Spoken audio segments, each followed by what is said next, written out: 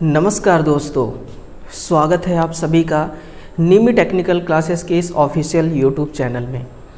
ध्यान दीजिएगा, Bihar state power holding company में जो विद्युत विभाग की भर्ती आई थी, ये भर्ती का जो प्रक्रिया था, इस भर्ती का जो स्टेप्स थे, वो सब कुछ दोस्तों अपने टाइम के अकॉर्डिंग चल रहा था, है ना।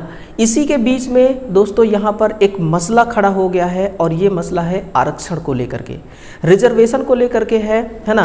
और ये मसला अब जा कर के कुछ बड़ा ही मसला बन चुका है, जिसके वजह से फिर से आवेदन लिए जाने के लिए दोस्तों बात जो है वो कही जा रही है विभाग के द्वारा, है ना। तो क्या है वो टोटल मसला और किस किस को आवेदन करने का मौका जो है वो मिलने वाला है ना, और क्यों पुनः आवेदन किए जा रहे हैं, ठीक है ना। इन सभी मुद्दों पर हम चर्चा करने वाले हैं।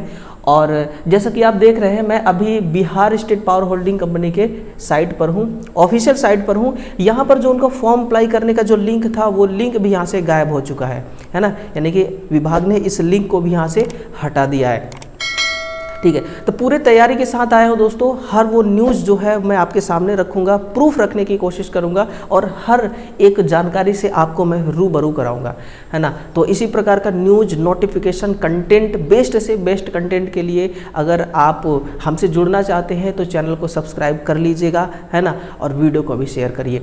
देखिए, अभी तो मैं साइट पर हूँ, मैं भी साइट से गायब हो रहा हूँ, देखिए। और मैं आपको कहाँ पर लेके जा रहा हूँ, मैं आपको लेकर के जा रहा हूँ, देखिए, ये रही वो सारी प्रूफ, है ना, ये रही वो सारी प्रूफ। सब कुछ ऑथेंटिक इन्फॉर्मेशन के साथ बात करने वाले हैं अपन लोग, है ना। तो कंप्लीट वीडियो को आप देखना, सारी इन्फॉर्मेशन आपको मिलेगी। इसके अलावा दूसरा वीडियो देखने की आपको कोई ज़रूरत ही नहीं पड़ेगी, इसको पूरा कंप्लीट देखिए, है ना। सबसे पहले तो देखिए, ये पेपर की जो कटिंग है ना, ये कटिंग आपको क्या कह रहा है। 2600 से अधिक पद, यानी कि 2610 टोटल पद थे। 2600 से अधिक पदों पर नियमित बहाली को फिर से लिए जाएंगे आवेदन। कौन कर सकेगा आवेदन? ये देखिए, संवाददाता पटना, बिजली कंपनियों में 2600 से अधिक पदों पर नियमित बहाली का मामला आरक्षण मसले के चलते अटक गया है। इन पदों के लिए 20 जून से 20 जुलाई तक, हालांकि 19 जुलाई तक ही था, आवेदन लिया जाना था, लेकिन 65% यानी कि 65% आरक्षण की सीमा पर न्यायालय की रोक के बाद आवेदन प्रक्रिया को बीच में ही रोक दिया गया है। यानी कि जो एक मसला चल रहा है 65% रिजर्वेशन को लेकर के बिहार में, है ना, तो उसी मसले को लेकर के जो सुप्रीम कोर्ट है ना, उसने क्या है दोस्तों, उनको एक जजमेंट देना है 29 तारीख को, ठीक है ना। उसी के कारण जो आवेदन की प्रक्रिया है इसको बीच में ही रोक दिया गया है। Bihar state power holding company की वेबसाइट से ऑनलाइन आवेदन का लिंक भी हटा दिया गया है, जैसा कि मैंने अभी आपको दिखाया था। कंपनी अधिकारियों के मुताबिक पुराने आरक्षण के हिसाब से आवेदन लिए जाने को लेकर के फिर से ऑनलाइन पोर्टल खोला जाएगा, ठीक है। ऑनलाइन पोर्टल दोबारा से रीओपन होगा। और कौन फॉर्म भर पाएगा?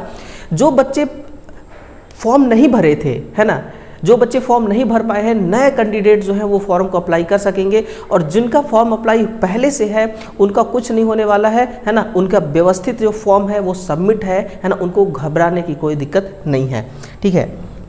देखिए, ये बात है। फिर है, कंपनी अधिकारियों के मुताबिक पुराने आरक्षण के हिसाब से आवेदन लिए जाने को लेकर के फिर से ऑनलाइन पोर्टल खोला जाएगा।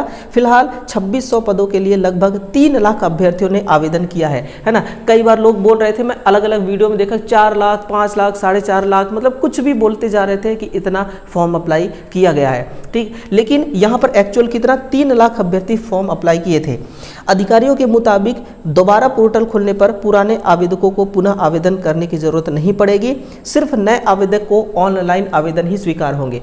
मालूम हो कि Bihar state power holding company ने पावर होल्डिंग सहित इसकी सहयोगी कंपनियों में तकनीकी व गैर तकनीकी पदों पर नियुक्ति को लेकर के विज्ञापन जारी किया है।